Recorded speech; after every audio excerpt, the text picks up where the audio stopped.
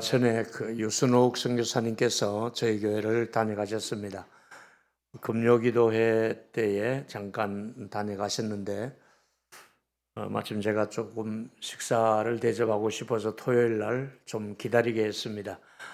그래서 제가 다른 일정이 있어서 좀 만나서 이렇게 대화를 하는 중에 여러분, 우리 교회가 한 35년 이상 제가 많은 선교사님들을 이렇게 좀 후원하고 기도해 드렸습니다만은 유순옥 선교사님은 내 가장 아픈 손가락이다 이렇게 얘기했더니 우시더라고요. 그래서 제가 그냥 보낼 수 없어서 제가 자주 가는 곳에 가서 제 옷을 좀 사드리고 가라고 이제 또 여비를 좀 주어서 대구까지 내려갔습니다.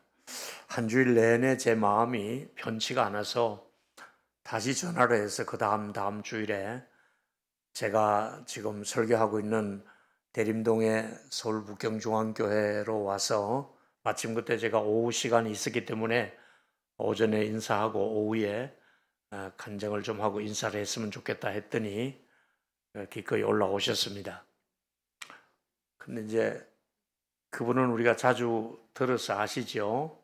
가장 많은 고난을 겪고 가난 속에서 어렵게 버텨온 분이죠. 저희를 만나서 교회까지 잘 건축되어졌고 이제 사역을 원로 선교사가 되었습니다. 근데 이제 10년 이상을 약 15년 20년까지 가까이 될 정도로 늘 법정에 끌려가는 시달림을 받았습니다.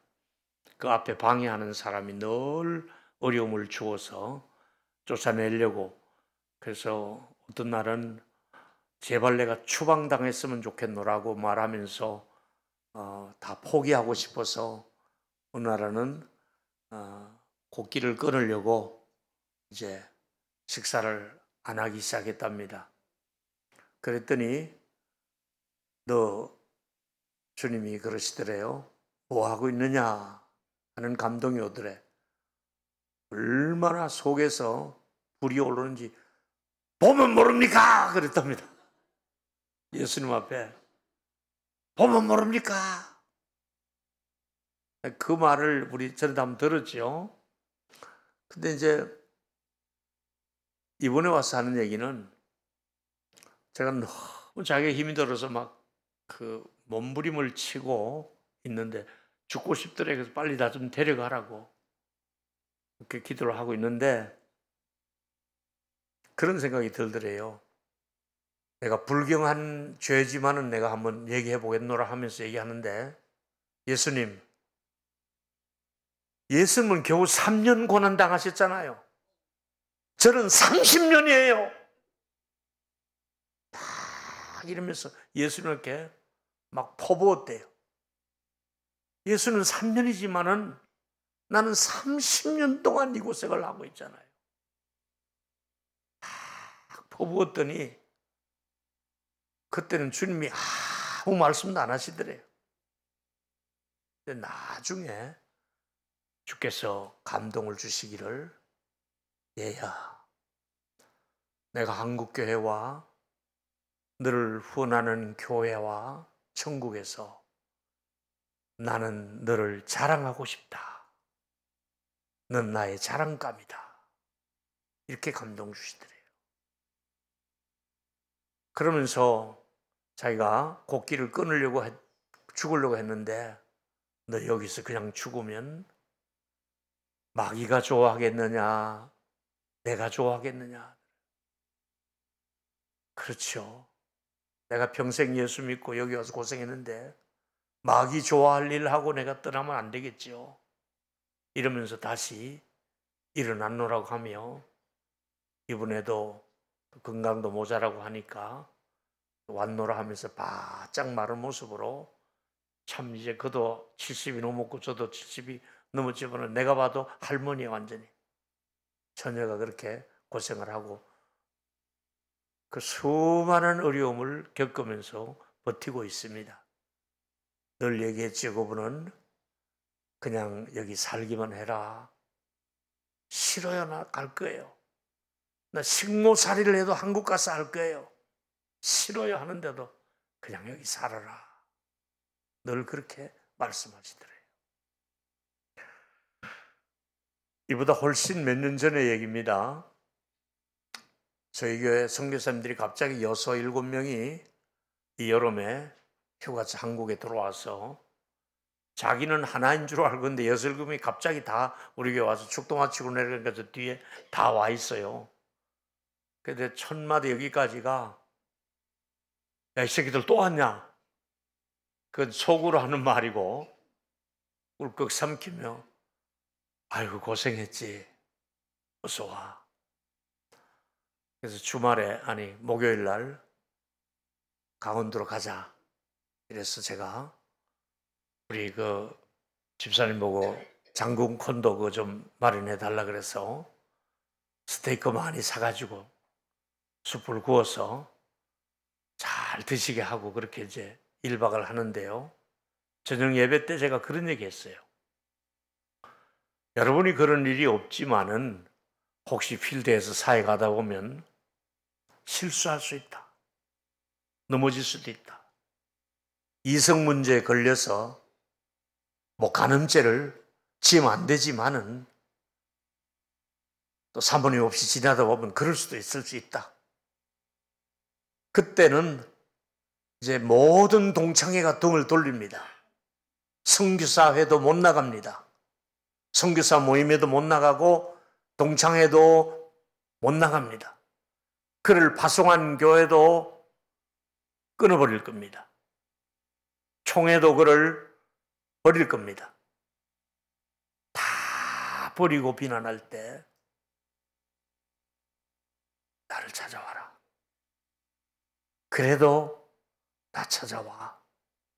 내가 밥 사줄게. 난 선교사들하고 그런 약속이 내 안에 있습니다. 여러분, 그날 밤에 그래도 날 찾아오라는 그 얘기를 들었던 선교사들이 모두가 눈물을 흘립니다. 펑펑 울면서 목사님 우리는 동일교회 후원 때문에 목사님을 찾아오는 게 아닙니다. 목사님의 그 마음 때문에 그 아버지 같은 마음, 그 큰형님 같은 그 마음 때문에 우리가 목사님을 찾아오는 겁니다 하고 같이 끌어안고 막 울었던 그런 기억이 지금도 있습니다. 그래서 저는 지금도 비록 은퇴했지만은 그 선교사님들과 개인적인 친분은 끊임없이 가지고 있고 찾아오면 제가 이제 교회 데려와서 이분 강단에 세워라 이런 건 못하잖아요.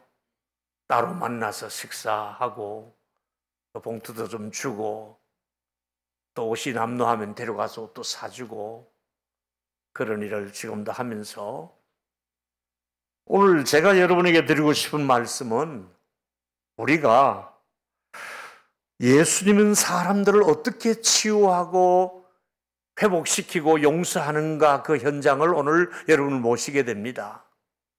여러분, 갑자기 문을 열고 들이닥쳐서 간음하는 여인의 현장을 덮친 겁니다.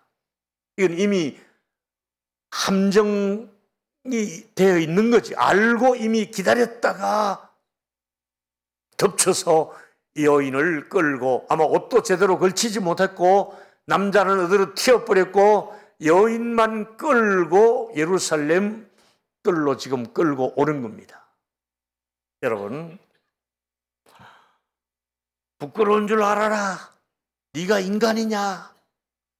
얘기가 동네 개들은 짖기 시작하고 사람들은 힐끔힐끔 쳐다봤을 것이고 이 여인은 지금 온갖 수치를 겪으면서 끌려오고 있습니다.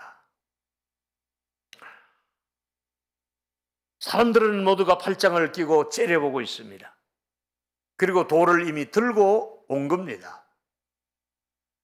마침 그때 예수님은 밤에는 성전에서 기도하시고 감림산에서 기도하시고 아침 일찍이 성전에 세워날 때 이미 찾아온 사람들에게 말씀을 전하기를 시작했다고 본문은 4절에 이렇게 시작하고 있습니다. 말하되 선생이여 여자가 가늠하다가 현장에서 잡혔나이다. 이 요한의 기록은 현장이라는 말을 썼습니다. 현장, 가늠하던 그 현장에서 더 이상 다른 말 못하도록 딱 그 자리에서 바로 여인을 잡아채서 끌고 온 겁니다.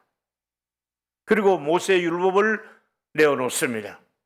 모세율법에는 이런 경우에는 이런 여자는 돌로 치라고 명하였으니 선생님은 어떻게 하실 겁니까? 선생님이 여인을 어떻게 하실 겁니까? 모세의 법은 이렇습니다. 현장에서 잡아왔습니다. 선생님은 어떻게 하실 것입니까?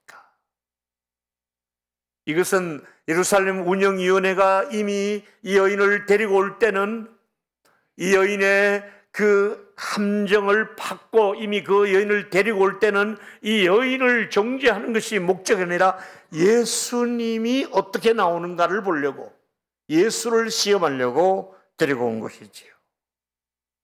그 누구도 이 여인을 변호할 생각이 아니라, 이 여인에게 관심이 아니라 여인은 하나의 끌고 온 구실이었고 실제로는 예수님을 아주 곤란하게 할 목적으로, 예수님이 이럴 때 어떻게 나오는가를 보기 위해서 예수님을 아주 난처하게 만들 목적으로 이 여인을 끌고 온 것이, 희생양으로 삼고 데리고 온 거지요. 자, 여기서 이제 세 가지 말씀 준비했습니다. 첫 번째는 죄인을 만나주시는 예수님의 모습은 이 죄인에게 다시 은혜를 베푸시는 분으로 본문이 나타나고 있습니다. 사람들은 이 여인을 끌고 왔는데 예수님은 이 여인에게 다시 은혜를 주시는 것으로 본문이 기록되고 있습니다. 이제 8장 6절이죠. 7절까지 같이 읽겠습니다. 시작. 그들이 이렇게 말함은 고발할 조건을 얻고자 하여 예수를 시험함이러라. 예수께서 몸을 굽히사 손가락으로 땅에 쓰시니 그들이 묻기를 마지 아니하는지라. 이에 일어나 이르시되 너희 중에 죄 없는 자가 먼저 돌로 치라 하시고. 고소할 조건은 예수님을 시험을 할 목적으로 했다고 말했지요. 그리고 몸을 그 다음에 보니까 굽혔다는 말씀을 요한이 왜 기록했을까? 실제로 예수님은 몸을 굽혔습니다. 자, 보실까요? 예를 들어 사람들이 많이 몰려오면 뭔가 설득을 하고 얘기를 하려면 사람들은 상식적으로 한 단 더 위로 올라가야 됩니다. 여러분 이렇게 많이 있고 제가 여기 단이 높은 것은 여러분들이 다 듣기 좋으라고 보기 좋으라고 단을 높여놨지 않습니까? 예수님도 많은 사람에게 얘기를 하면 많은 사람들이 듣기 좋도록 단 위로 올라가서 한 계단 위에 올라가서 말씀을 하셔야 되는 게 상식인데 예수님은 오히려 내려가셔서 얼굴을 땅에 대시고 그들의 무릎 앞에 예수님이 얼굴을 숙이시고 몸을 굽히시고 땅바닥에 글을 쓰셨습니다. 몸을 굽히시는 예수님.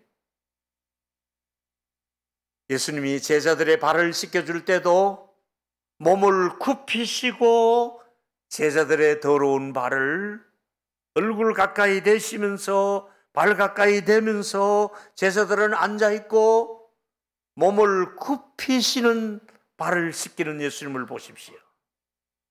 어린아이가 왔다 갔다 할 때 제자들은 어린아이를 못마땅하게 생각하나 예수님 오히려 허리를 숙이시고 몸을 굽히시고 어린아이를 안아주시고 있습니다. 아이를 안아줄 때는 어른들이 몸을 굽히지 않습니까? 거기다가 예수님이 겟세마네 동산에 기도하실 때도 몸을 굽히시고 땅바닥에 얼굴을 대시고 그 흙바닥에 얼굴을 대고 몸을 굽히고 그리고 엎드려서 기도를 하셨지 않습니까? 십자가를 지고 가실 때도 서서 십자가를 질 수가 없습니다.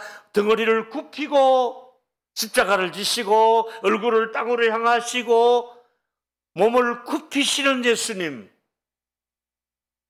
오늘도 이 죄인을 끌고 여인을 끌고 왔을 때 이 사람들 앞에 이들은 오히려 고개를 빳빳하게 서 있고 그냥 돌을 들고 있고 씩씩거릴 때 예수님은 몸을 굽히셨습니다.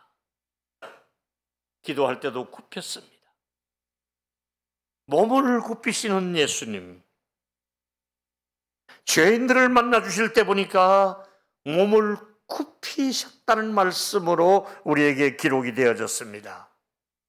그리고 7절에 말씀하시기를, 그 다음에 글을 쓰시고 그 다음에 7절에 말씀하시기를, 묻기를 맞이하는지라 이르되 너를 돌로 치는 자들이 어디로 갔느냐, 이렇게 묻습니다. 근데 여러분, 모두가 양심의 가책을 느끼고 하나하나 들었다고 말씀하고 있습니다. 너희 중에 죄 없는 자가 먼저 돌로 쳐라. 정말 이 유명한 말씀 앞에 모두가 돌을 내려놓고 떠났습니다. 양심의 가책을 느끼고 떠났습니다. 9절에 보니까 양심의 가책을 느껴 어른으로 시작하여 젊은이까지 하나씩 하나씩 양심이 움직였습니다.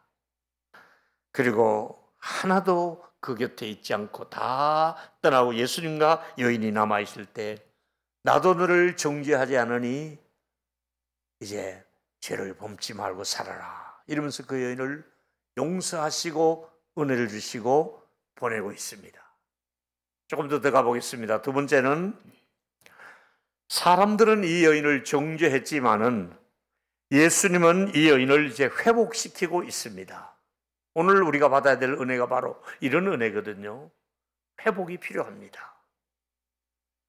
저는 이 본문을 보면서 예수께서 10절에 일어나 여자 외에 아무것도 없는 것을 보시고, 여자여 너를 고발하던 그들이 어디 있느냐, 너를 정죄한 자가 없느냐, 이 말을 전체적으로 우리 한국적인 정서를 가지고 얘기한다면 이 여인의 어깨를 이렇게 도닥도닥 해주면서 괜찮다, 다시 살아, 저들이 뭐라 하더라도, 저들이 아무리 비난하더라도 괜찮다, 다시 살아, 다시 시작해, 이 말씀을 하고 있습니다. 여러분, 만약에 예수님께서 이 자리에 오셔서 여러분 한 분 한 분을 바라보시면서 오늘 한 말씀 하신다면, 혹시 여러분 보고 너게 이게 뭐냐? 넌 왜 이렇게까지밖에 못 사느냐?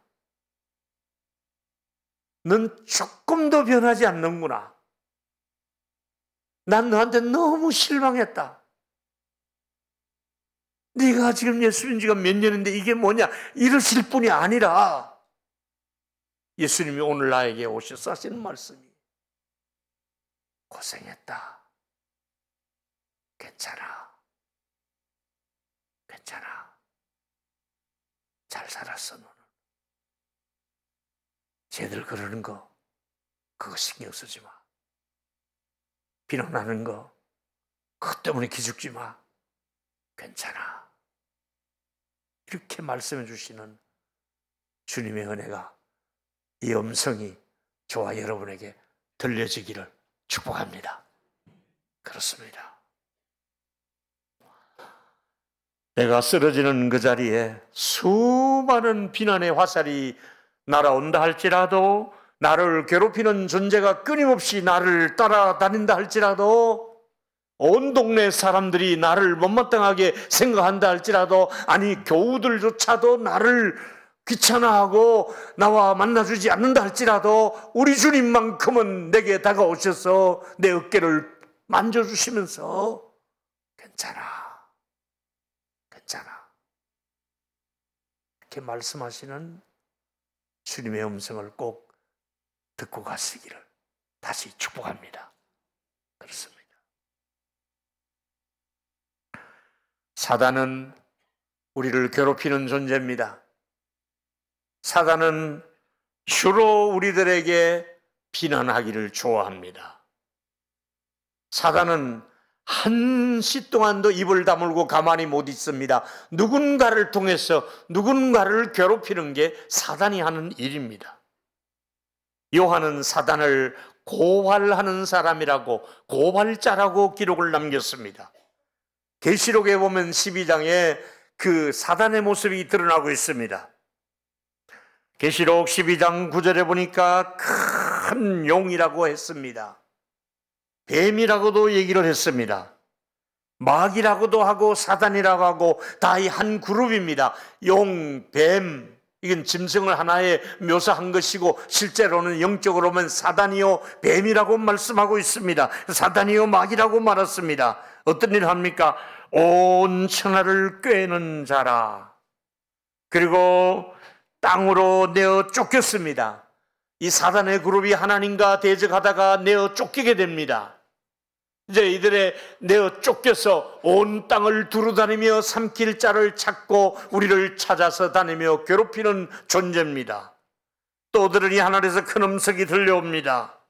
무슨 소리가 들립니까? 우리 형제들을 참소하던 자, 마귀를 두고 하는 말입니다. 그 하나님 앞에 밤낮 참소하던 자가 쫓겨났다. 악한 사탄은 무슨 일을 주로 합니까? 밤낮으로 우리를 참소하고 정죄하고 괴롭히고 비난하는 일을 마귀가 아주 좋아하고 하고 있습니다.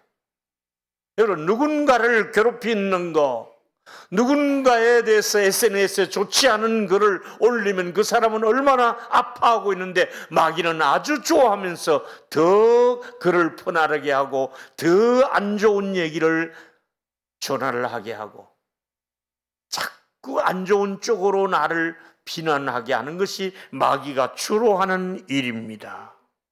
매일매일 마귀는 쉬지 않습니다. 지치지도 않습니다. 여러분이 휴가를 가면 거기도 따라갑니다. 여러분들이 집에 있으면 거기 아이들 곁에 또 같이 기웃거려 봅니다. 여러분들이 교회에 오면 여기까지 또 따라와서 여러분들에게 비난하며 뭔가가 못마땅한 마음을 가지게 합니다. 교회 와서 마귀가 일단 접근하는 방법이 뭔가가 뒤틀린 심보를 가지고 교회에 오게 합니다. 여러분, 1부 때도 얘기했습니다마는 주의해 들으세요. 제가 오랫동안 목회하면서 터득한 것 중에 하나가 사람이 아무리 좋은 설교를 해도 마음의 감정이 딱 닫혀버리면 그 설교의 은혜를 못 받습니다. 조영기 목사님이 설교를 해도 그 교회도 마음이 닫힌 사람은 은혜를 못 받습니다. 김소만 목사님이 아무리 설교해도 마음이 닫혀 있는 사람은 딴짓을 합니다. 이찬수 목사님에도 마찬가지고 오정호 목사님이 오정현 목사님 설교도 마찬가지고 김웅규 목사님이 아무리 설교를 잘해도 마음이 닫힌 사람은 마음을 닫아버립니다. 제가 가끔 와서 설교해도 아무리 해도 마음이 닫힌 사람은, 감정이 딱 닫힌 사람은 설교의 은혜를 못 받. 이게 지금 마귀가 가장 노리는 게 이겁니다. 그래, 가서 예배는 드려. 교회는 가더라도 은혜는 받지 마. 그냥 의자만 대고 와. 헌금 조금 내고 와. 그러면서 비난의 화살. 뭔가가 뒤틀리도록, 뭔가가 관계가 틀어지도록, 뭔가가 여전히 쓴뿌리가 작용하도록 해서 사람과 사람 사이에, 공동체 안에서, 교회 안에서, 당회원들끼리 혹은 권사들끼리 뭔가가 안 좋은 일이 자꾸 일어날 때마다 마귀는 잘한다, 으쌰, 잘한다, 잘한다. 우리 할렐루야 성가대 사단의 놀잇감이 되지 마시기를 축복합니다. 주님을 찬양하는 그룹인데 또 뭔가가 와서 손댈 일이 있을 겁니다. 어떤 때는 장로님들을 찾아올 겁니다. 어떨 때는 담임 목사님을 흔들 겁니다. 어떨 때는 가만히 있는 원로를 또 흔들 겁니다. 이게 마귀가 하는 일입니다. 마귀가. 사단이 주로 하는 일을 예수님이 말씀했잖아요. 요한복음 10장 10절에 보니까 도적이 오는 것은 일단 도적질합니다. 마음을 도적질합니다. 평강을 도적질합니다. 죽이고 멸망시킵니다. 마귀는 우리를 죽이고 멸망시키는 것이 마귀의 목적입니다. 더 멸망하는 것이, 더 멸망시키는 것, 더 짓밟는 것이, 아예 고기도 못 들도록 밟아라, 더 밟아라, 더 죽여라. 이게 마귀입니다. 그러나 예수님이 온 것은 우리의 생명을 풍성하게 주신다 그랬습니다. 오늘 예수님이 은혜를 주셔서 회복을 주셔서 우리의 생명이 풍성하게 살아나기를 예수 이름으로 축원합니다. 살아나야 됩니다. 심령이 살아나야 됩니다. 사단은 여러분에게 그동안 많이 도둑질해 갔습니다. 평안을 도둑질해 가지고 가고, 뭔가가 심보가 뒤틀리게 만들어버리고, 뭔가가 마음을 고장을 일으키는 게 마귀가 주로 하는 일입니다. 어떤 날은 말솜씨 좋은 사람, 말 잘하는 사람을 들어서 말을 퍼뜨립니다. 그 사람이 말을 아주 잘합니다. 근데 그 잘하는 말을 이용해서 마귀가 사용을 합니다. 어떤 사람 입에 아주 독한 말을 막 합니다.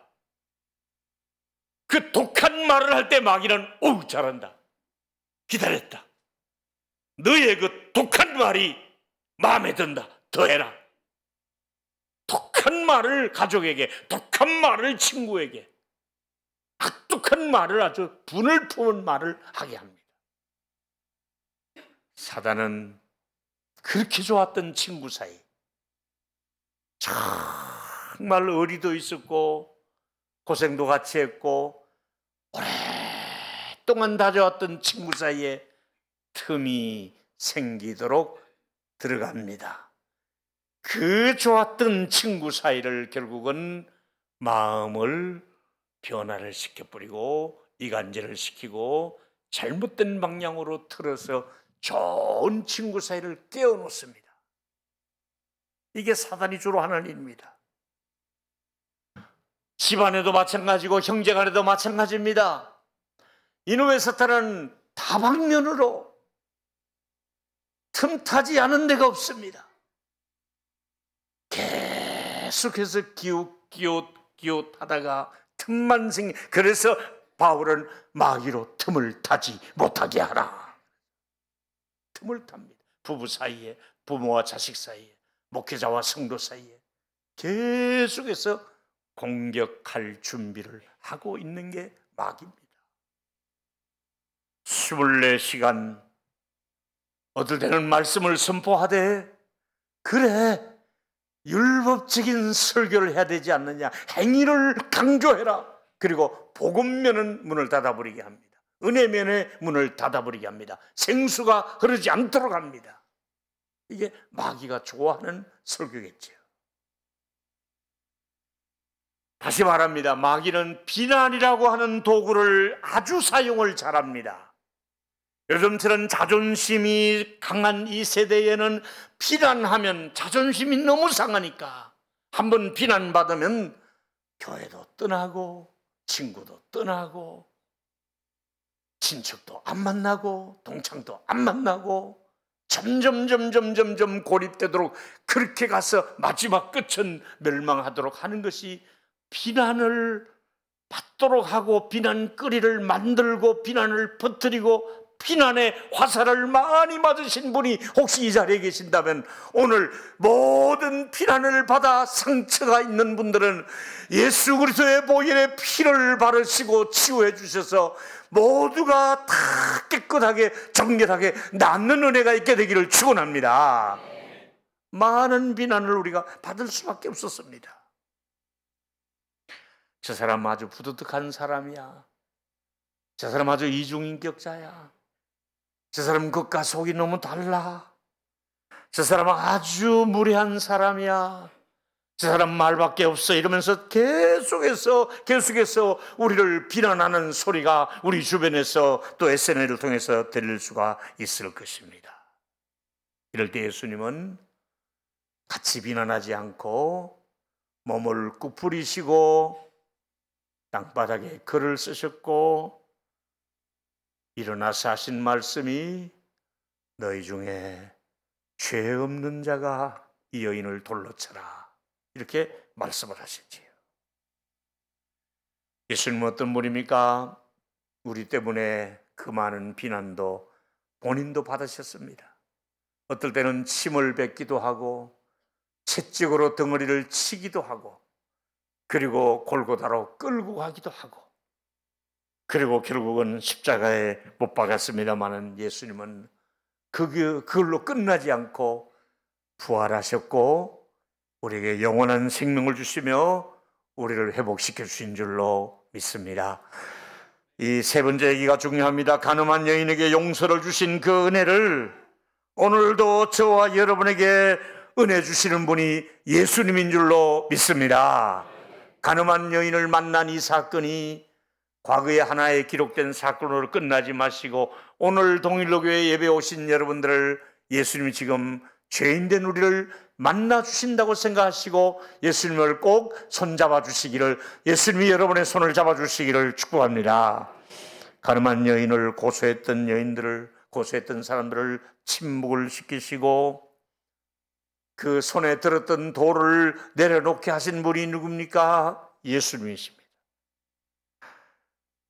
가늠한 여인의 그 시대와 이 시대는 다릅니다. 시공간의 차이가 많이 있습니다마는, 그 여인의 형편과 우리 형편은 다릅니다마는 똑같은 것은 예수님이, 시대는 달라도 그 여인을 용서하신 예수님이 나를 용서하시고 우리 아이들을 용서하시고 우리 모두를 용서하셔서 그 시대의 그 여인을 용서하신 예수님이 이 자리에 계신 저와 여러분을 다 용서해 주시는 사죄의 은총을 받기를 축복합니다.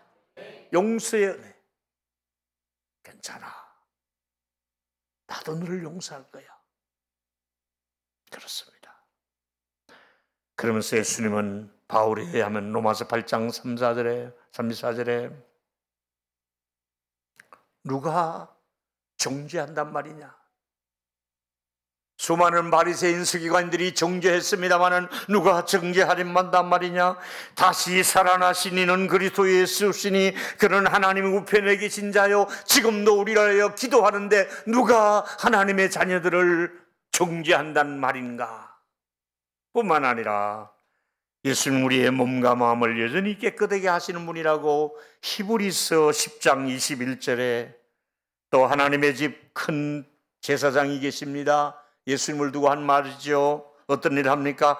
우리 마음의 뿌림을 받아 악한 양심으로부터 벗어나 몸을 맑은 물로 씻겼다. 아까 양심의 가책을 받아 돌을 놓고 떠났다 그랬지요. 예수님이 어떤 일을 합니까? 우리의 양심의 가책을 씻어주시고 우리의 몸과 영혼을 씻겨주시는 분이 예수님입니다. 오늘 이 자리에 오신 분들을 예수의 이름으로 축복합니다. 한 분도 빠짐없이 우리 예수님이 이 자리에 오신 저와 여러분의 몸과 마음과 영혼을 씻겨주시기를 예수의 이름으로 축원합니다. 나의 죄를 씻기는 예수의 피밖에 없네. 다시 성케하기도 예수의 피밖에 없네.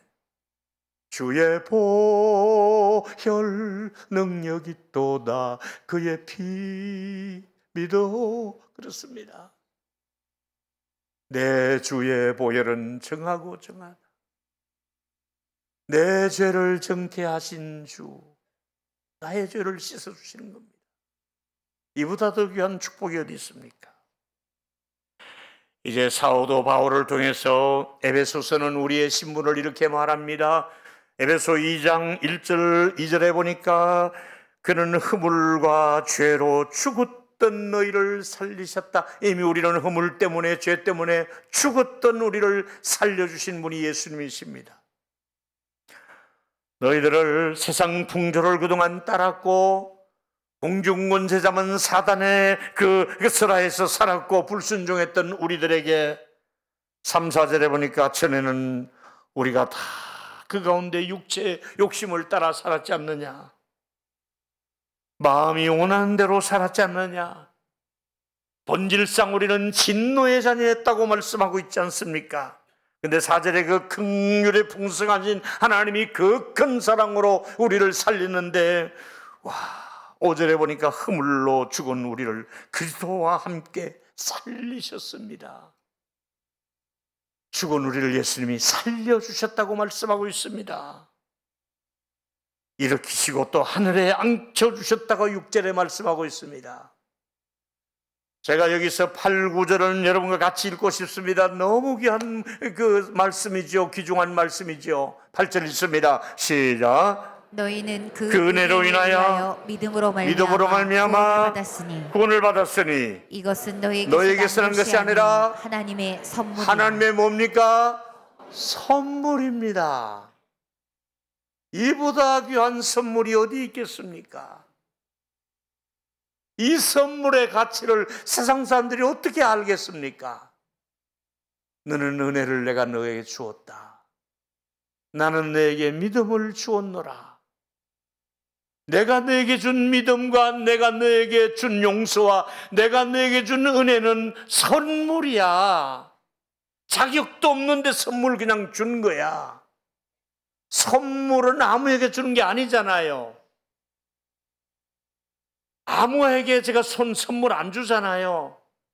우리 손주니까 내가 선물을 주고, 우리 가족이니까 주고, 내가 또 주고 싶은 사람에게 선물을 주는데, 우리 예수님은 허물과 죄로 죽었던 너희들에게 그 큰 긍휼에 의해서 내가 그냥 선물로 준 거야. 자격이 없어도 그냥 선물로 준 거야. 받기만 하면 되는 거야. 내가 용서해 줄게. 용서를 받아. 믿음을 줄게. 믿음으로 살아. 은혜를 줄게. 은혜를 받아. 할렐루야. 받기만 하면 되는 거예요. 여러분, 은혜의 힘을 아십니까? 우리가 그냥 용서받은 것이 아니라 하나님의 은혜로 하나님과 함께 하는 것이고, 하나님의 은혜로 선한 일을 할 수 있었고, 하나님의 은혜로 오늘 말씀합니다. 괜찮다. 다시 시작하라. 이게 다시 은혜를 주신다는 사인입니다. 여러분, 세상 사람들과 우리의 다른 점은 세상 사람들이 모르는 것이 우리에게 있습니다. 세상 사람들과 관계없이 우리만 관계된 게 있습니다. 그게 뭡니까? 우리는 세상 사람들이 모르는 하나님의 줄이 우리와 연결되어 있는 하나님과 연결된 사람이라는 것을 여러분 잊지 마시기를 축원합니다. 우리는 하나님과 연결되어 있는 사람들입니다. 여러분, 우리는 하나님의 돌보심을 받는 사람들이고, 우리는 하나님의 긍휼을 입고 사는 사람들입니다. 그래서 누가 하나님의 자녀들을 손댄단 말이냐? 바울이 로마서에 가장 강력하게 얘기하는 게 8장 33절부터 아닙니까? 누가 능히 하나님의 택한 자들을 고발한단 말이냐? 지금 예루살렘의 손에 돌을 들고 고발하는 바리새인들이라고 해요. 누가 이 딸을 고발한단 말이냐? 나는 오히려 이 딸을 의롭다고 인정한다. 너희들의 행위가 의롭다고 생각하느냐? 이 바리새인들아, 너희들의 모범이라고 그것이 의롭다고 생각하느냐? 내가 이들을 의롭다고, 이 여인을 의롭다고 내가 선언한다. 여러분, 오늘 하나님이 은혜를 주셔서 우리 모두에게 의롭다함까지 주시는 은총이 있게 되기를 축원합니다. 누가 정죄하리요? 의롭다 하신 하나님이 우리와 함께 계신데, 34절에 누가 정죄하리요? 지금 수많은 바리새인들이 정죄했고 여인을 끌고 왔지만은, 돌을 던지려고 했지만은 누가 정죄한단 말이냐? 내가 이 여인을 위해서 죽었다. 내가 대신 돌을 맞아줄게. 내가 대신 십자가를 지고 피를 흘리면서 내가 이들을 용서하는데, 내가 이들을 위해서 다시 살아나시고 내가 이를 위해서 지금 간구하겠는데 누가 한단 말이냐? 여러분, 아이들이 엄마 아빠가 풍선을 사주면 빵빵하게 바람 넣고 좋다고 들고 다닙니다. 여러분, 그 풍선 안에 수많은 죄가 빵빵하게 들어있다 생각합시다. 근데 예수님이 쬐끄만한 바늘 가시 하나 가져와서 콕 찔러버리면 푸르르 하고 꺼져서 풍선은 쓰레기통에 집어던집니다.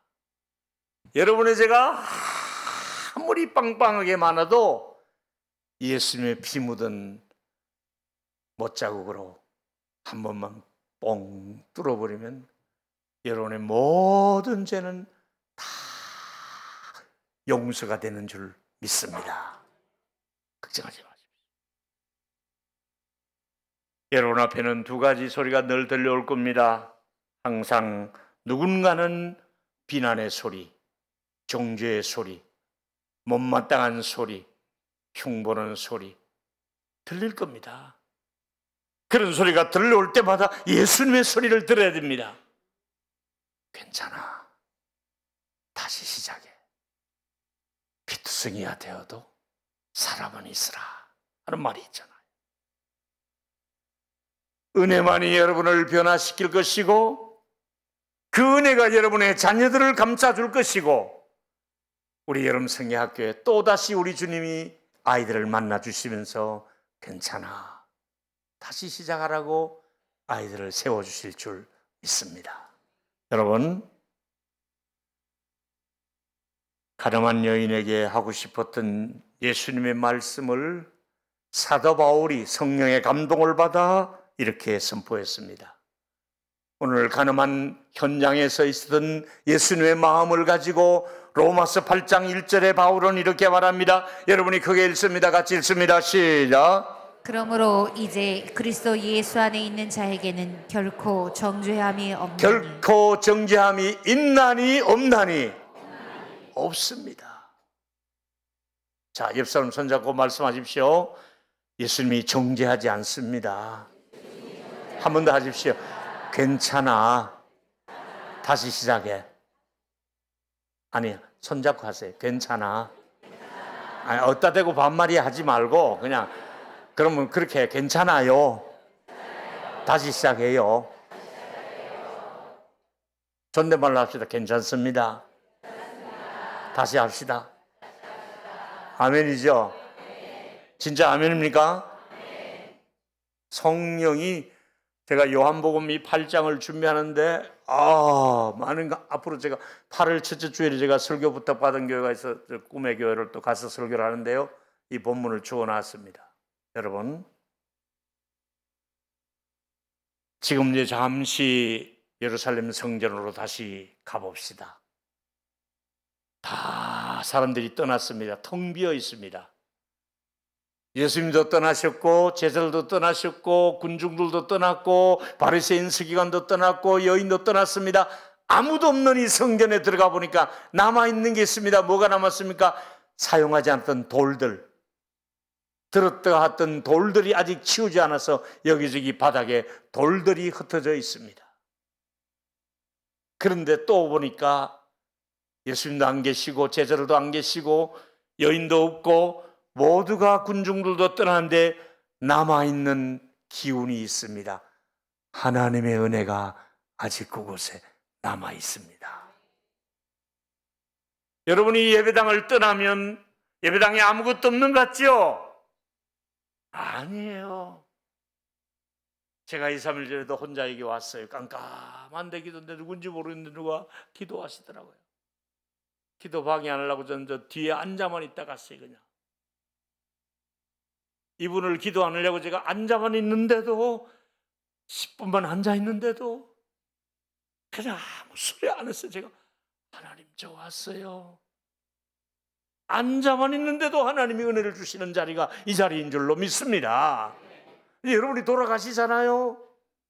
가족을 만나잖아요. 그런데 예수님은 여전히 여러분 곁에 은혜를 공급해 주시면서 나는 아직도 남아있다. 너에게 줄 은혜는 남아있다. 내가 너에게 줄 축복이 아직도 남아있다. 너 아직 낙심하지 말라. 끝난 것이 아니다. 내가 너희 자녀들에게 줄 은혜가 아직도 남아있다. 다 떠났어도 돌만 남은 것이 아니라 은혜는 남아있습니다. 남아있습니다. 아직도 괜찮다고 말씀하시면서 여러분을 세워주실 것입니다. 오늘 이 은혜를 가지고 여러분이 밖을 나가시고 이 은혜와 함께 출발하시고 이 은혜와 함께 사시면서 여러분 예수 그리스도는 정죄하지 않고 여러분과 함께 한다는 것을 믿기를 축원합니다. 괜찮습니다. 은혜가 있습니다. 이제 결론을 내리고 끝냅시다. 우리는 한순간도 은혜 없이는 살 수가 없습니다. 어떤 죄를 짓고 넘어졌다 할지라도 다시 시작할 수 있습니다. 첫 번째, 죄인을 만나주신 예수님의 모습은 여전히 우리 모두에게 은혜를 주십니다. 여러분 읽습니다. 괜찮다. 시작. 한 번만 더. 시작. 두 번째, 사람들은 정죄해도 예수는 우리를 회복시켜 주십니다. 다시 읽습니다. 괜찮다.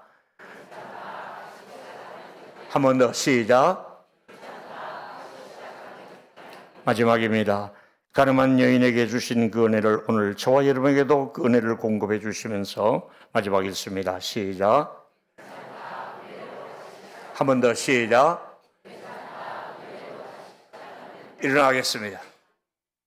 찬양하기 전에 한 번 더 말씀하십시오. 괜찮다. 괜찮습니다. 다시 은혜로 시작하면 됩니다. 시작. 손잡아 주시면 하십시오. 괜찮아요. 은혜를 받으면 됩니다. 다시 시작하면 됩니다. 다시 시작하면 됩니다. 할렐루야. 우리 유월절 어린 양의 피로 찬양하며 나아가겠습니다.